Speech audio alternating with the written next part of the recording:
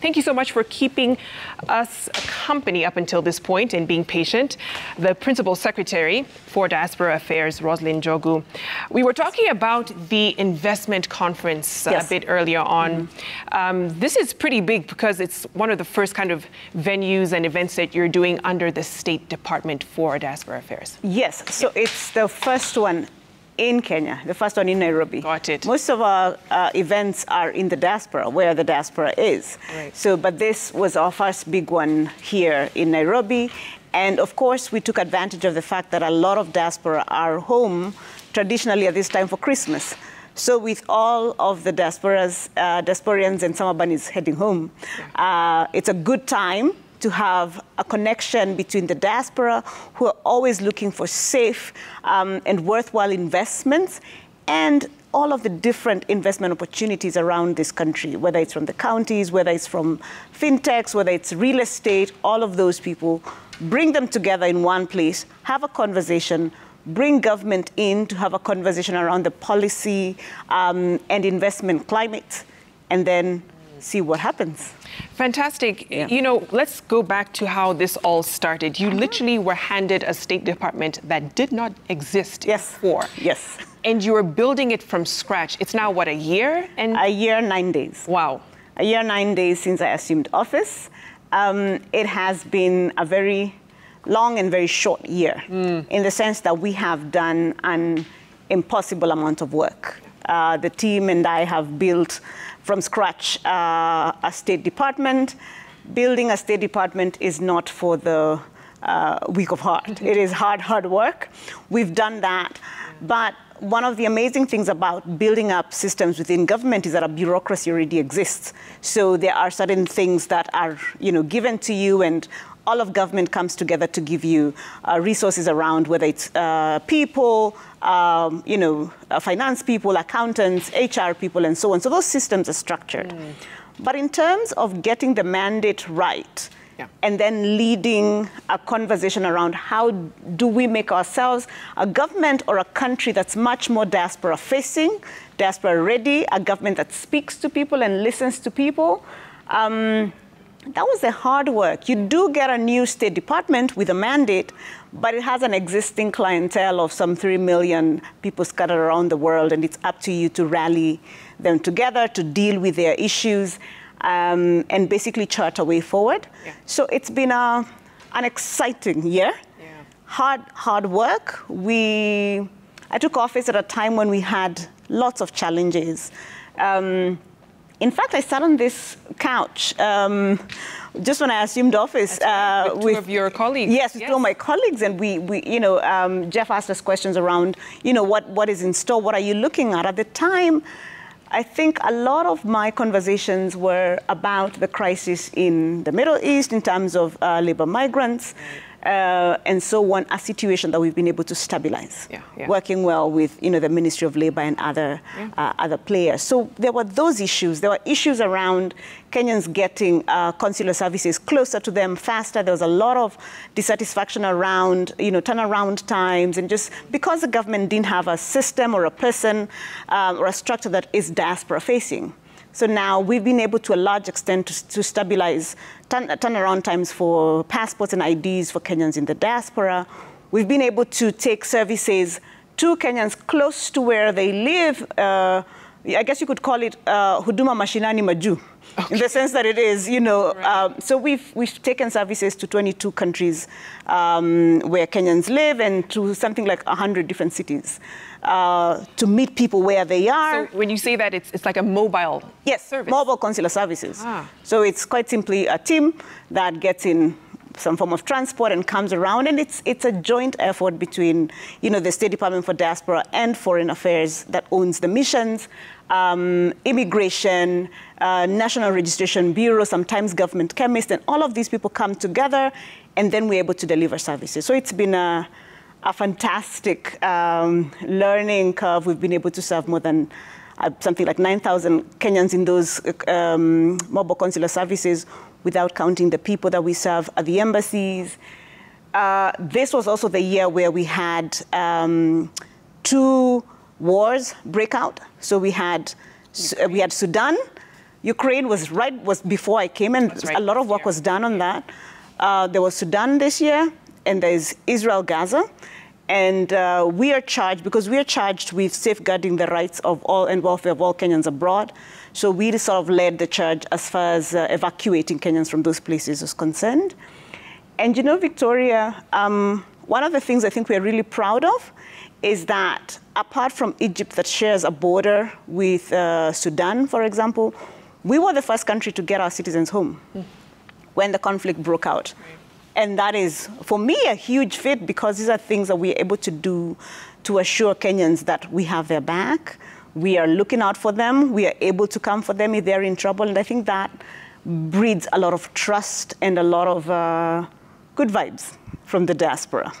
Some of the things we've been able to do. No, absolutely, and we'll get into more detail. But I think the question that is on everyone's lips, especially after yesterday, was the no visa requirement announcement made by the president. Yeah. And many people asking, how is that going to work, essentially? Yeah. So the visa-free regime has been a desire, I think, of the president for some time. Yeah. And he tasked a team to look into what would that look like. What would we need to do as government to be able to think through the security issues that this might bring? And the Prime Cabinet Secretary, now our minister as well, was charged to bring together a team that looked at all of those things. It's a huge multi-agency team to consider what are the pros, what are the cons, what do we gain by opening up our borders. Of course, flattening borders and allowing sort of democratic movement of people comes with a lot of capital, comes with a lot of tourism, comes with a lot of doing business here easier. We have been saying for a long time Kenya is open for business. So this is one of those ways that we demonstrate that Kenya is open for business. But also, as a leader on this continent, we wanted to make that pronouncement that really we think that these boundaries and borders ought to continue coming down between people who are related. And so the way this then will work, and the nitty-gritty is really something that the State Department for Immigration and Citizen Services is tasked with seeing and with implementing that policy. But the fact that you will not require a visa to come to Kenya is going to be an excellent thing. We have a system in place to ensure that security checks are still ongoing, so that we can tell who is coming in, whether this is a desirable person to come in or not, and those systems are in place so that we're able then to forestall those kind of people. So it's not an abandonment of border control. Okay. It is an opening of doors in saying that we are the cradle of mankind. Right. In the words of the president, everybody's welcome home. You know, the question then would be, okay, fantastic. So we've opened up our doors to the world, if you will. Yeah. Will they return the favor, right? I mean, will we see maybe the Ministry of Foreign Affairs engage other governments and say, hey, look, we've opened our doors. We have so many visa issues, especially to the global north. People have to wait months at a time to wait to hear back whether they can enter a country. Will we see that kind of easing in terms of I think we can expect to see that, because in many places, visas and these kinds of controls tend to be reciprocal. Yeah. So that if I allow your people to come in, you can allow my people to come in, you can lessen some of the burdens and so on.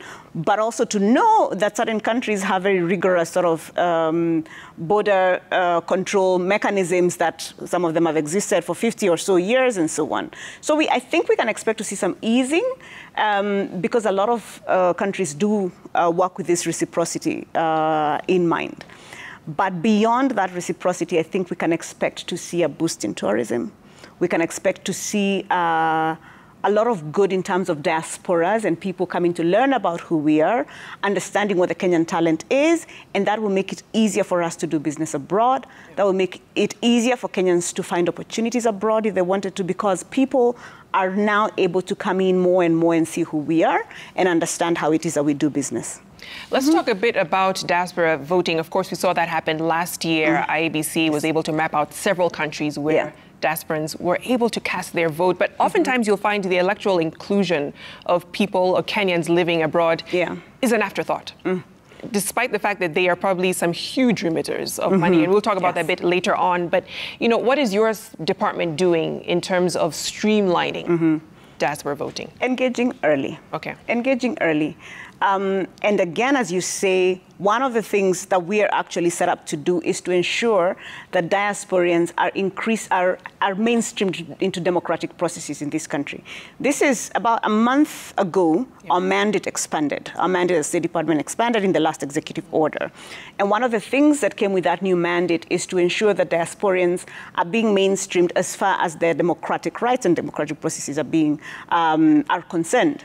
So part of our work now, that sort of lights a fire under our bottom to ensure that we are having the conversations with IEBC that we need to have, conversations with Bunge that we need to have, so that we can see what we've called the progressive realization of people's right to vote increasing. Right.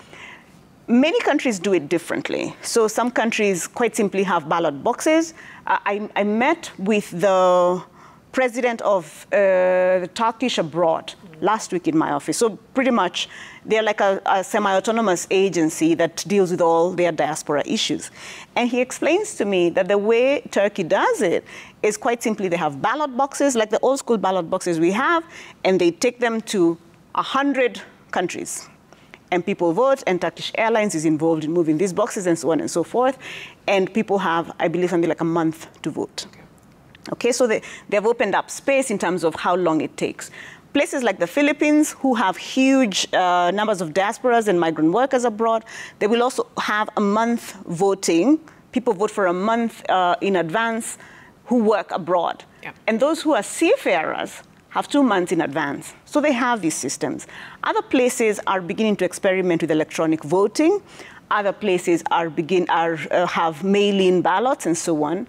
So all these are options that we have to think about that will require some legislative changes for us to be able to do that. Otherwise, we have to go the Turkey way, which is quite simply what our system is set up to do. Right. But I think, Kenyans are ready to begin to have a conversation around electronic voting.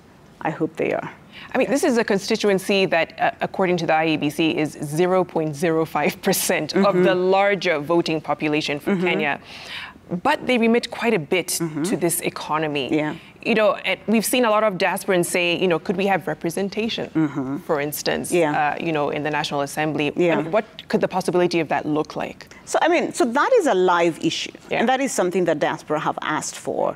Can we have, now that we are the 48th county, all right, can we have a diaspora governor as a 48th county? Or can we have a representation in Bunge at Senate level or at National Assembly level?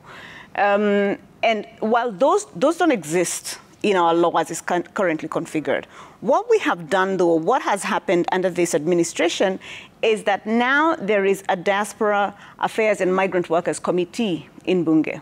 So over and above the Committee on Foreign Relations, Defense, Intelligence, and so on, which is a committee that looks at our budget, for example, and gives oversight on how we spend funds, there is one on Diaspora Affairs that is led by Honorable Haika Mizigi, and that committee is only concerned about the welfare of diaspora and so on. And we are now engaging at a point to say, what are some legislative proposals we need to be thinking about together, and how can we push the diaspora agenda a little more? Yeah. So part of that has been working with the committee and exposing them to some of the diaspora issues that we are seeing, coming along on some of the work that we have done for them to see also these are some of the things. For example, one of the visits to the Philippines, where members of the committee came and saw how the Philippines have set up their systems to support migrant workers. So these are sort of what we have, and we have to figure out what is the sweet spot for us within the Kenyan system to see what we're able to do. Right. Absolutely. You talked about migrant workers. There are several bilateral agreements in place with different countries, most recently Israel, that will be taking, is it 1,500 farm workers? So when you look at some of those bilateral agreements, they sound great because of the unemployment issue that we have here. But the question is, how do Kenyans actually take advantage of such opportunities? So that's an excellent question. And you have various ways of doing that. Yeah. So a government's job is to set up these bilateral labor agreements. In other words, create a framework that allows Kenyan workers to move from this country to another country. And in that BLA, we will discuss things around protection of workers, consular issues, how we can collaborate whenever there is an issue. Sometimes you'll have a model contract, for example, especially if it's for a particular category of workers and so on. So the BLA, think of it as the superstructure for that arrangement, right? But government's job is basically to kick down with a big boot the door.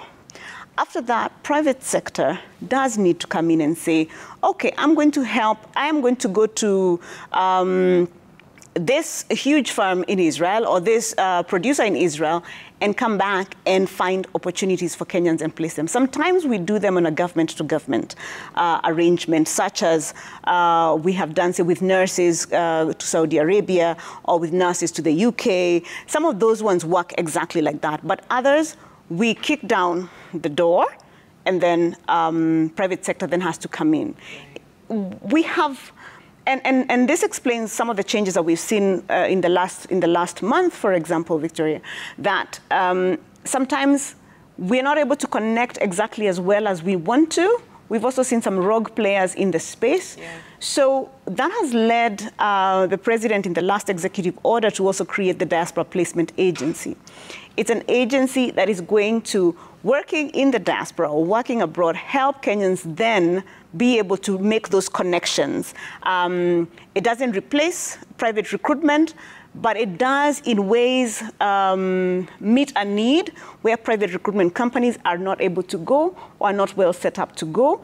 And then we are able to still take advantage of those opportunities. Because as you said, employment is one of those things that we're really, really trying to ensure that Kenyans can have. So beyond the ones that you've mentioned, you mentioned Saudi Arabia, the UK, of course, Israel. What other bilateral agreements a number exists. So we have MOUs with Qatar, for example, I believe the UAE, and a number of others are in various stages of negotiation. Some countries, as you might know, do not sign BLAs, for example.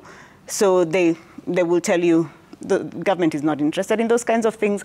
Get into arrangement of strategic partnerships with huge companies, for example.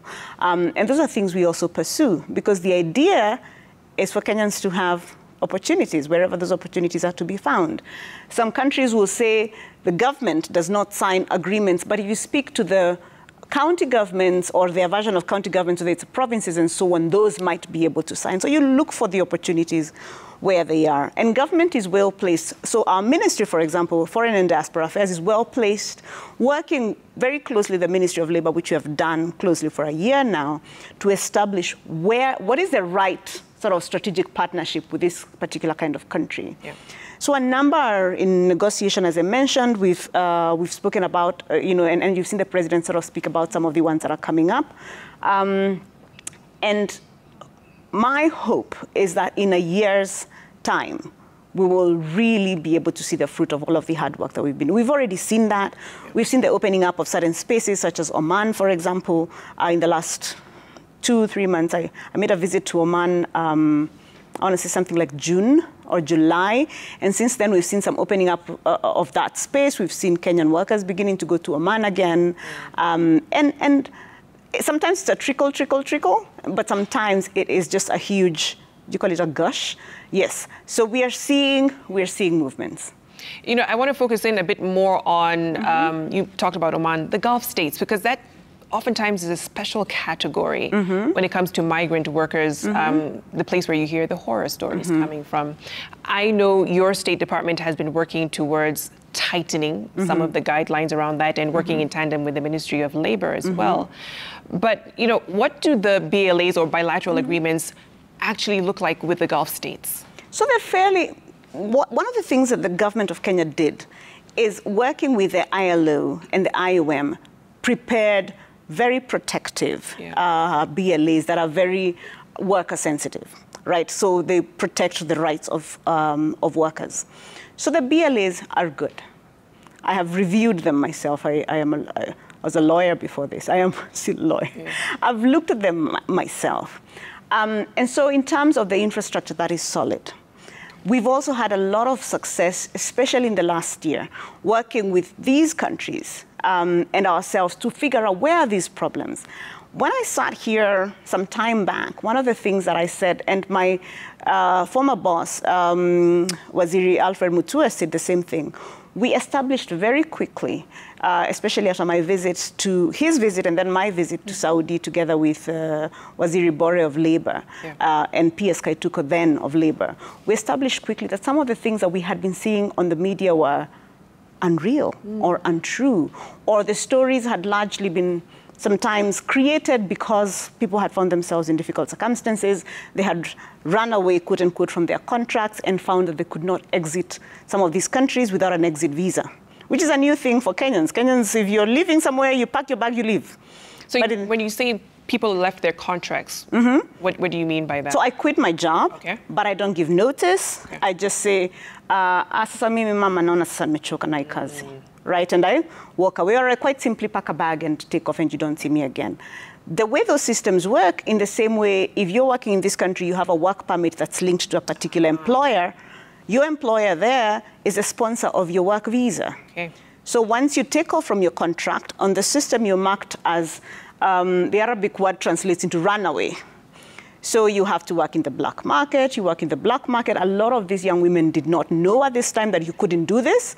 So they work in the black market, and then eventually, because now you can't have access to medical care, you can't have access to a lot of social services when you're out of status.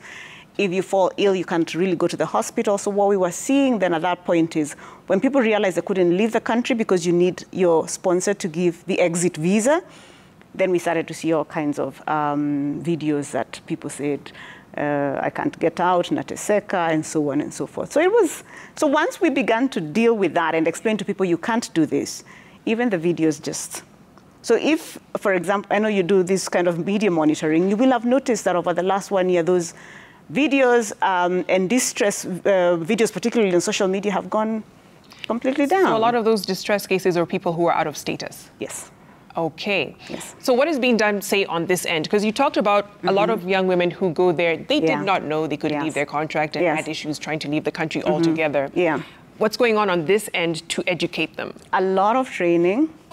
The centers where they do this training are supposed to be training you, where you know not just this is the work, but this is how you're acclimatized to this kind of household. This is the equipment, but also here's basic Arabic for you. Here's some basic dishes to cook, and so on. And that happens.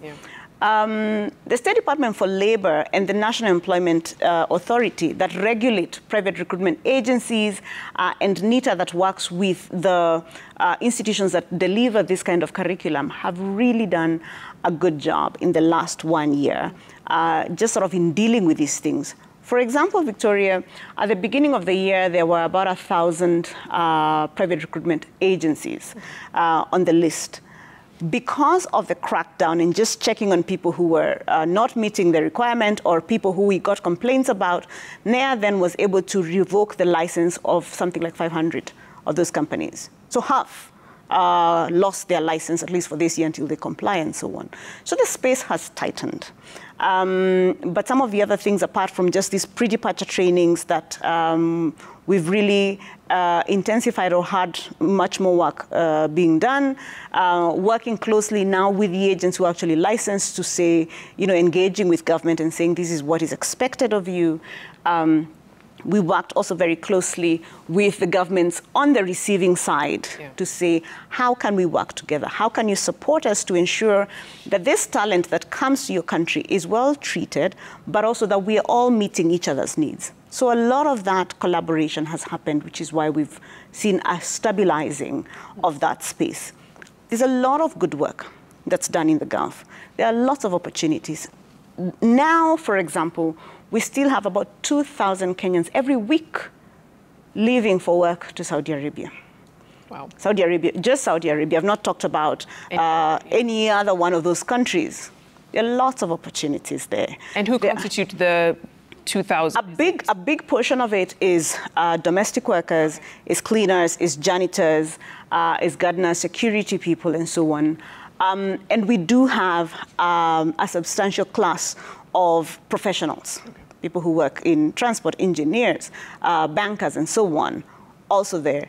There's an interesting group that works in animal husbandry and the milk industry in Saudi, a huge Kenyan sort of what do you call it? A big chunk of people, right? That work. So there's all these, it's a very nuanced conversation. And I think sometimes in our conversations around labor in the Middle East, we sort of flatten that conversation. There's a lot of nuance to it.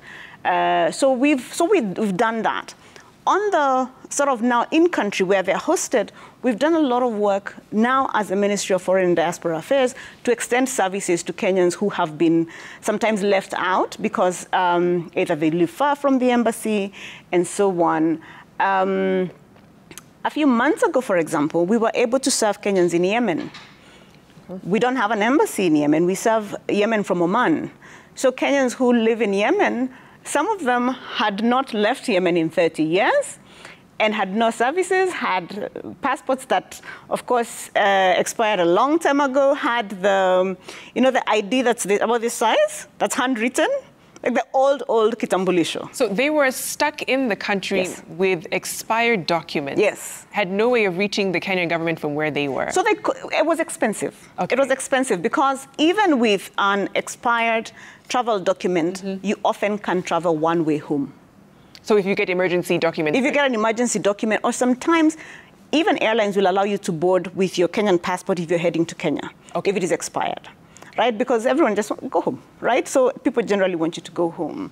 But it's expensive for you to come from there, probably through Sanaa, through Dubai, and all of that. And so we sent these services, and we had Kenyans come and cross the border to a little border town, and our team went to the border town. So we organized for them to cross over into Oman, and 300 people came and were served, got IDs. They sent us such touching videos and saying, leo tumeona serikali huku kwetu, right? So really touching videos. And after we had left and demobilized that team, 200 Kenyans arrived at that border town to say, we've come for the services.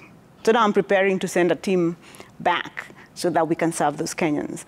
It's been exciting. So when you're able to give people documents, for example, then they are not at risk of being trafficked. They're able to do business. They're able to open bank accounts. They're able to basically do what they need to do to survive, to make a living, to thrive in their countries. So that's the other side of what we've been doing, just sort of offering that support, giving them consular services, and now increasingly sending banks and sending investment companies there for people to see, now how do I invest back home? How do I save a little bit of money back home? Where can I put my money when I earn it, and that kind of thing. All right. Money is the perfect segue into our next topic, but let's take a short break here on JK Live. Of course,